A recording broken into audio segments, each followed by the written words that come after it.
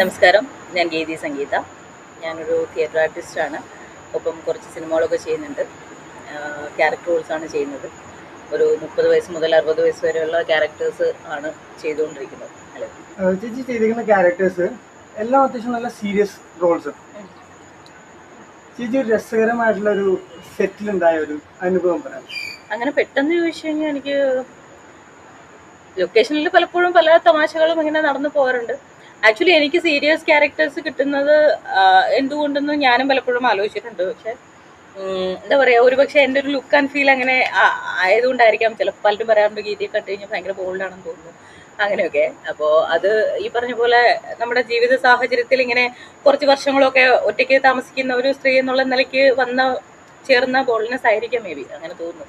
പക്ഷെ എന്നോട് ഇപ്പോൾ സംസാരിക്കാറുള്ള പലരും, ഈവൻ കോ ആക്ടേഴ്സ് ആണെങ്കിലും ഡയറക്ടേഴ്സ് ആണെങ്കിലും ഒക്കെ പറയാറുള്ള ഒരു കാര്യം, ഗീതി ഭയങ്കര സ്പോണ്ടേനിയസ് ആണ്, ഭയങ്കരമായിട്ട് എന്താ പറയുക, ഞാനിങ്ങനെ സ്പോട്ടിൽ എന്താ പറയുക വരുന്ന സാധനം കമ്മ്യൂണിക്കേറ്റ് ചെയ്യുന്ന ഒരാളാണ്. അപ്പോൾ ഭയങ്കരമായിട്ട് കോമഡി വർക്ക് ആവുമല്ലോ എന്നൊക്കെ പറയാറുണ്ട്.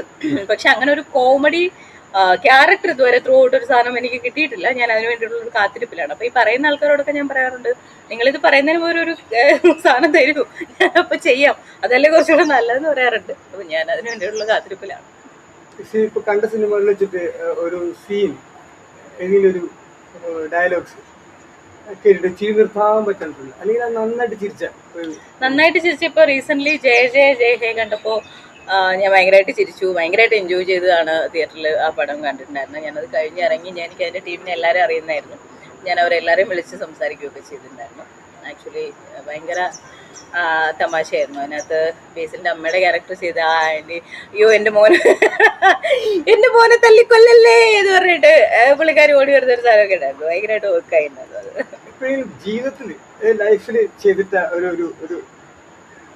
ഒരു കാര്യം അത് കുറച്ച് കഴിഞ്ഞപ്പോഴത്തേക്ക് ഞാൻ ചെയ്ത പോലെ എന്റെ ഭാഗത്ത് ഇതിന് മണ്ടത്തരല്ലോ എന്ന് തോന്നിട്ട് തിരിച്ചു പോയ കാര്യം പറഞ്ഞു. ചെയ്യുന്നത് കൂടുതലും അങ്ങനെയൊക്കെ ആയതുകൊണ്ട് പ്രത്യേകിച്ച് ഓർത്തെടുക്കാൻ ഒന്നുമില്ല. അതിങ്ങനെ ഇടയ്ക്കിടയ്ക്കൊക്കെ പല കാര്യങ്ങളും ഇങ്ങനെ സംഭവിച്ചു പോകുന്നുണ്ട്. ഈ സർട്ടിഫിക്കറ്റ് കേൾക്കുമ്പോൾ ആൾക്കാരെ എത്ര കാണിക്കണം? അത് നാണമൊന്നും അല്ലെന്നേ, അത് അവര് എന്താ പറയാ, ഞാൻ ഭയങ്കര നല്ല ആളാണെന്ന് ബേസിക്കലി ആൾക്കാരെ കാണിക്കുക എന്നുള്ളതാണ് നമ്മൾ മലയാളികൾ എല്ലായ്പ്പോഴും ചെയ്തുകൊണ്ടിരിക്കുന്നത്.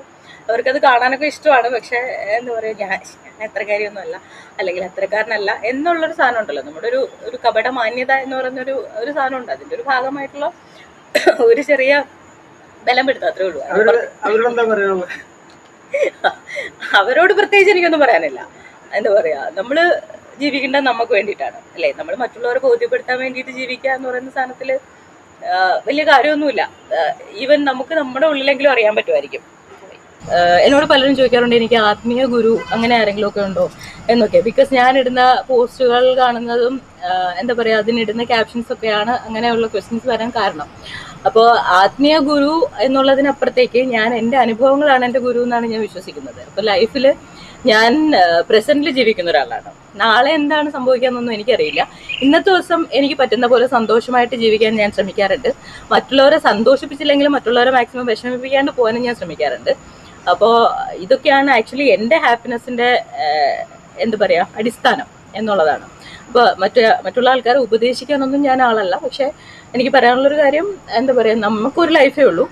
അപ്പോൾ അത് നമ്മൾ മാക്സിമം സന്തോഷമായിട്ട് എന്താ പറയുക, മറ്റുള്ളവരെ ദ്രോഹിക്കാണ്ട് ഒരു സൈഡിൽ കൂടി ഇങ്ങനെ സന്തോഷമായിട്ട് ചിരിച്ച് കളിച്ചിട്ടൊക്കെ പോവാം. അപ്പോൾ നിങ്ങളുടെ കൺസെപ്റ്റ് പോലെ തന്നെ എൻ്റെ ലൈഫ് ഇസ് ലൈക്ക് കുഞ്ഞിപ്പൂവ്.